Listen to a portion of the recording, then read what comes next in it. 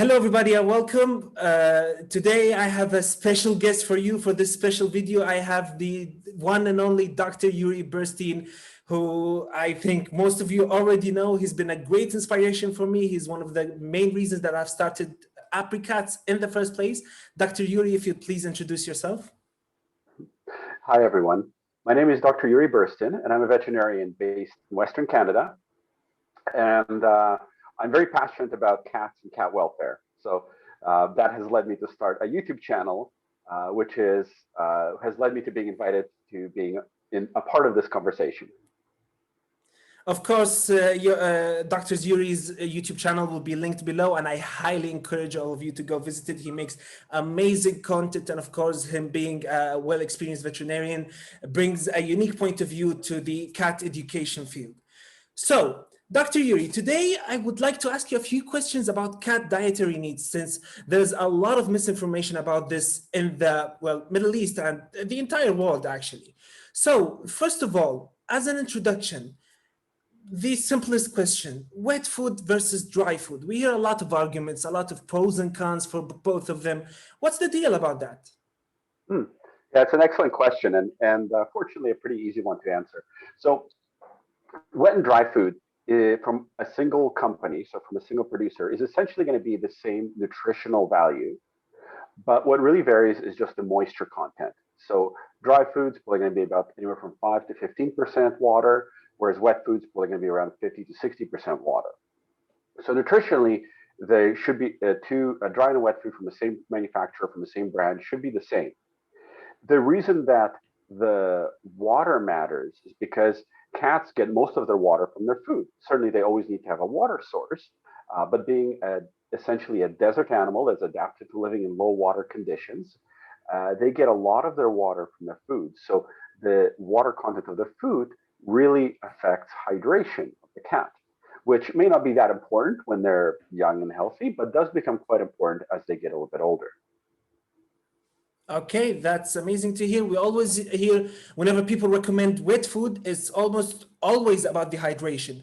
But it's also about the fact that sometimes you find higher quality wet foods than normal dry food or kibble.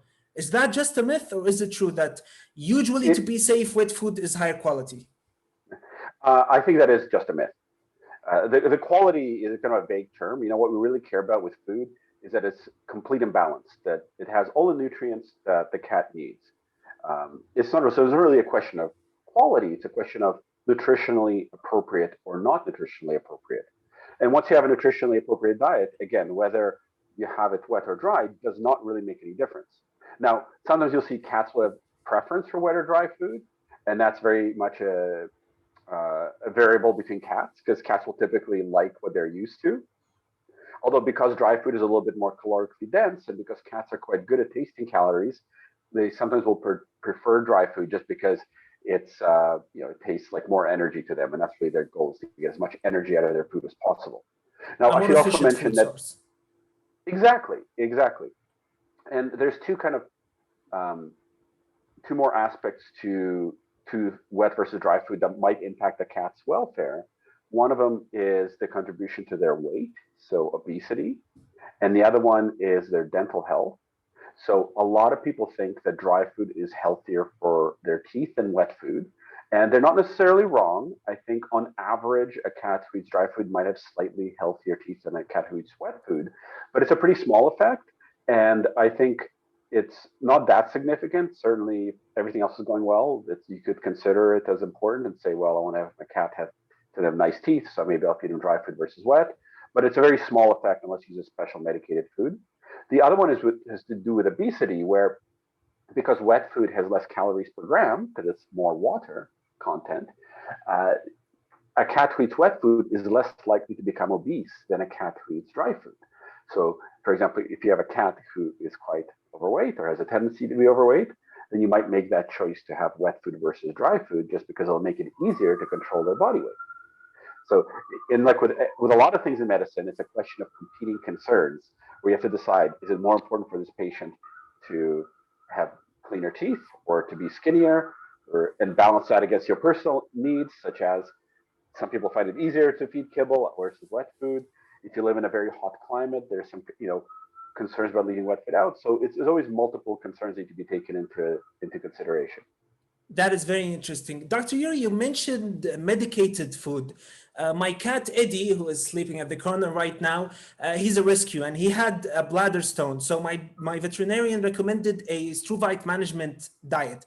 I noticed something interesting at the shelves from which he pulled the food. Struvite management, obesity management, almost all food that is for special medicated needs is always dry food. Is there a reason for that? There isn't, and it's usually not. There's maybe a question of availability at your local veterinary hospital, but typically all of these medicated, well, we call them prescription diets because they're available by prescription from a veterinarian. They all come in dry and wet food.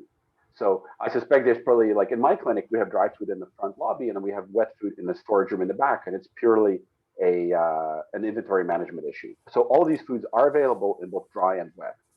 I see. That is very interesting.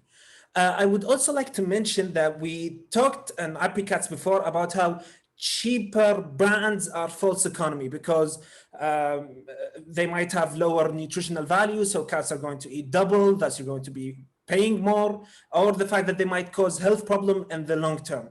But I don't think that this also means that we need to always go for the most expensive brands.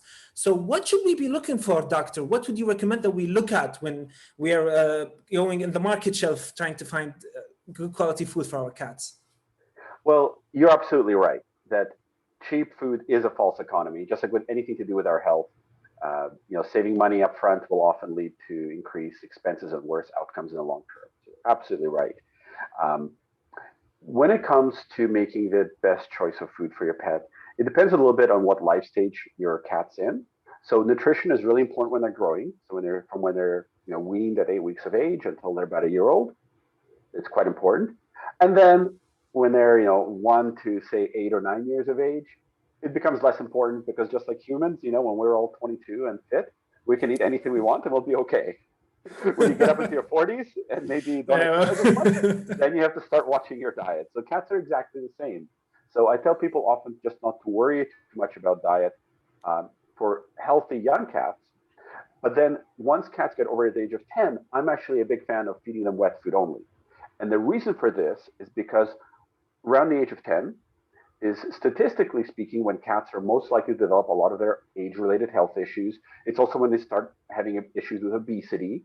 And wet food is protective against, because it keeps the cat better hydrated, wet food is protective against many old age cat diseases. So let's say your cat develops kidney problems, between vet visits when they're 12. If they're on wet food, they're more likely to stay hydrated, which means they're less likely to get sick from it. Even though you might know that there's something unusual going on. So in the wet versus dry debate, for me, it's a question of age. I think when they're young, it's good to expose them to both wet and dry, just because it's good for cats not to get used to one thing too much. When they're young and healthy, you can feed them pretty much whatever you want, although I can give some recommendations in that regard. And then once they get over 10 years of age and move into that senior phase of their life, then wet food, I think, is a good baseline for them. I see. That is very interesting. Yeah, no. And unfortunately, when it comes to quality, there's no real regulation in pet food industry anywhere in the world. So it does come to trusting a brand, which is always a bit of a difficult thing to do. I know that there's a few companies that do research in pet nutrition and who have both store-bought lines and prescription foods in vet clinics. And those companies are Hills Pet Nutrition, Royal Canin, which used to be called Medi-Cal, now it's called Royal Canin, and Purina. So those are 3 companies that do research in pet nutrition. Their food is what's used by universities for independent research because it comes with quality controls. Oh, wow. But they also have and they provide prescription diets, which are very tightly controlled. But they also have store diets, which may not necessarily be that different from other cat foods because most people are just going to copy their research and try to recreate their recipes. But, my personal kind of impression is that if you don't know what the pet food's putting in the food anyways, you might as well trust a company that does research and at least has some nutritionally appropriate products in their product lineup. Yeah, I mean, better safe than sorry. That's right. And like I said, there's a lot of room for error. When a cat's young and healthy, they'll tolerate anything. Again, just like us. I used to eat a lot more McDonald's when I was 22. Well, speaking of obesity, well, humans, not cats, Dr. Yuri, let me tell you something about myself. I love pasta, maybe to a fault, as my belly would attest, but I wouldn't be able to eat it every single day. However, most of our cats eat the exact same food every single day. Do they get bored? Can we help them with that? You know, that's a really interesting question. And I don't know that anyone knows the answer to that with 100% certainty. I know that, you know, from a medical perspective, we worry about nutritional appropriateness. We don't spend so much time thinking about, I guess, Taste. interest in food. But I know that I've actually been working with a new company called Chomp AI. And I actually did a Kickstarter video for them last year, so you can check that out on my channel. And they're actually doing research into cat food preferences, where they developed this little dish with an integrated app that allows them to measure how much a cat eats at each meal. And they had a whole kind of algorithm developed to measure how excited a cat is about food and measure the food intake. And they've actually found that cats definitely do have preferences between the various, they tried a bunch of different cat foods available on the, you know, just from a supermarket in California. And they found the cats definitely do have a preference. They're definitely more excited about some foods than others. And they do get excited about new food, whatever it is. So I think that their work suggests that cats do have a preference for having things mixed up a little bit once in a while and having something new introduced to their diet on occasion. I've read about something similar using AI technology to monitor cats, but with litter boxes. With cat food dishes, this seems like an amazing idea. I would definitely be looking into that. Yeah, they had a Kickstarter that didn't produce the results they wanted to, so they're still developing the final product, but it is in development and they're working on it. And again, the basic idea behind their app and the integrated food dish is that they think that cats do like a little bit of variety in their life. That is very interesting. Small amount of variety. Yeah. Dr. Yuri, I'm going to ask you a question and then a follow-up question related to it. Mm-hmm. First of all, the simple question. Do cats need carbohydrates in their diets? That's not such a simple question. Yeah. So they need a lot less carbohydrates in their diets than most species. And I believe, and again, this is pushing the bounds of my knowledge, but I believe a cat can live fine in a diet that has little to no carbohydrates, but I'm not 100% sure of that. We know that in the wild, when they eat, for example, mice or birds, they will often ingest portions of their gastrointestinal tract, which do have some carbohydrates in them. So it's not like they don't get exposure to carbs in their natural diet. But if they have a carb requirement, it is very low. Like they can do well with little to no carbs in their diet for sure. I see. I asked that question, doctor, because there's a sort of fear from filler carbohydrates, wheat, rice, and corn in cat food. Is that fear justified in any way? So it is to some degree, because a lot of cat foods do have quite a high proportion of carbohydrates, which a cat definitely does not need. And there is some correlation between high carbohydrate content in the diet and the development of diabetes in cats.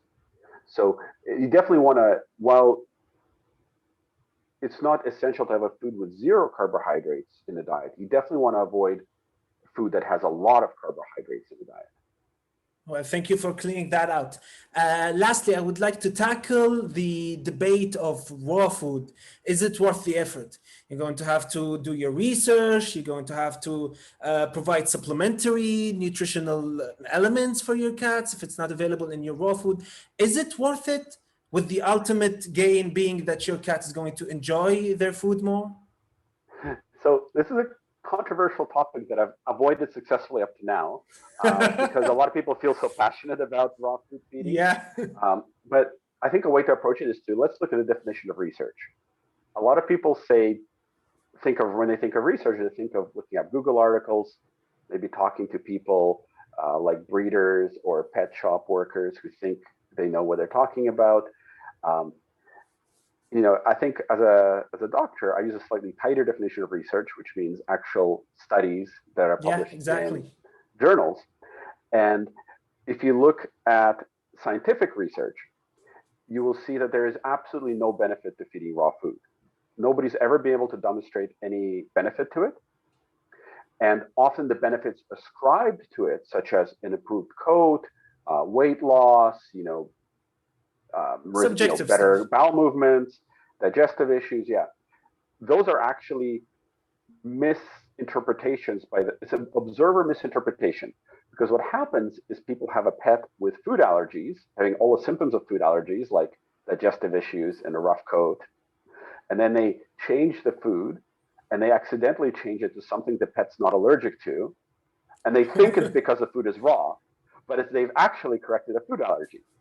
And so if you took that same food and boiled it, you would have exactly the same benefits. Correlation is not causation. Exactly. So there's actually no benefit to feeding raw food that anybody's ever demonstrated. However, there are several papers out there showing that it's actually harmful. So there are studies showing that animals fed raw food have a higher incidence of gastrointestinal infections, as well as things like liver abscesses, do in fact die at a higher rate than animals who are fed processed or cooked food. So it's actually harmful to their health. And unfortunately, I've had several patients die in my care because people wouldn't listen to me about this. And Vancouver is a place where a lot of people like to feed raw food. And unfortunately, occasionally leads to very sad outcomes. And there's also a study out there showing that animals fed raw food in their feces, will have bacteria that are responsible for food poisoning, specifically Salmonella, E. coli, and Campylobacter are the three most common bacteria to cause food poisoning in humans. And they can be detected in the feces of cats and dogs fed raw food. And they are not detected in this one study in the feces of the cats and dogs who are fed kibble, like store-bought kibble. So there's also a bit of a public health risk there. So that is the scientific consensus on the value of raw food. But again, a lot of people are very passionate about this. So I'm trying to be careful speaking out of it because a lot of people get very upset when you tell them that raw food is not only not good, but potentially harmful. Yeah, that would be hard to tiptoe around speaking around that topic.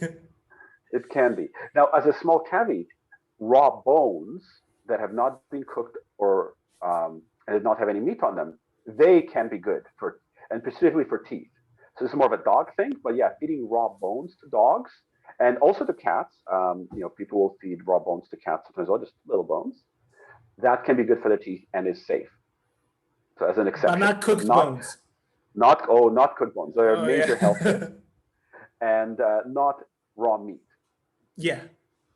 All right. Any last minute tips you'd like to throw in there, Doctor? Well, I think the best tip I can give to anyone who is worried about pets nutrition is that whatever you do, weigh your cat once a week. Because it doesn't matter if you change their food type or change brands or change from wet to dry, you can start by feeding them whatever it says on the bag as a recommended diet for their weight. But that's always going to be an estimate. So I always recommend that people weigh their cats regularly, once a week after you change diet, maybe once a month normally throughout the year, because then you can tell if you're feeding too much or too little, you can adjust it. And also, weight loss is a common symptom of many serious illnesses. So if you weigh your cat regularly, and you suddenly see their weight drop, but you haven't done anything different with their food, that's a red flag. Something's going on, and it's probably worth checking out. I always tell my friends who are cat owners is being observant is probably the best thing you can do for your cat health. Keeping an eye out for the small changes, since they are really good at hiding their illnesses. The little rascals. All right, Dr. Yuri, thank you so much for your time. It has been a great pleasure. At the end, please drop in your stuff, mention any projects you're running right now, all your channels. Go wild. So it's a pleasure chatting with you. And certainly anytime I have a chance to help people take better care of their little cats and have a better relationship to their feline companions, it always makes me very, very happy. So if you guys would like to see and hear more of me, please check out my YouTube channel. It's called Helpful Vancouver Vet, or HVVT on YouTube. I also have a second channel that I recently started called HVVT Clips, which has both just little short, cute cat videos featuring my own cats, Mr. Pirate and Claudia, as well as some clips from my longer videos that are actually a little bit useful. So just mostly entertainment with a bit of education. So feel free to check those out, and I have some cute merch in my main channel. So if you got to check out my Redbubble store, you can get a t-shirt that is very adorable. And the money from that helps me produce more videos and get more high quality animal education out there. All right. Thank you so much, Dr. Yuri. And thank you all for watching. Have a good day.